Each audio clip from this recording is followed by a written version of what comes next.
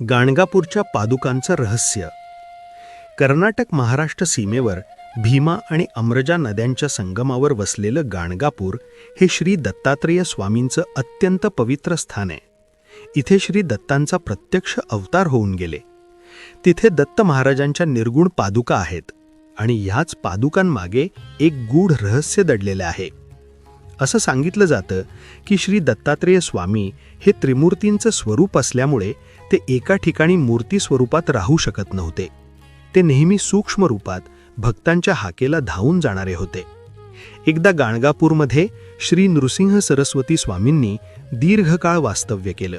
त्यांच्या समाधीनंतर भक्तांना वाटू लागलं की स्वामी प्रत्यक्ष दर्शन देत नाहीत. भक्त व्याकुळ झाले. त्यावेळी फक्त महाराजांनी स्वप्नात दर्शन देऊन सांगितलं, मी इथून गेलो नाही, मी या पादुकांमध्ये नित्य वास करतो.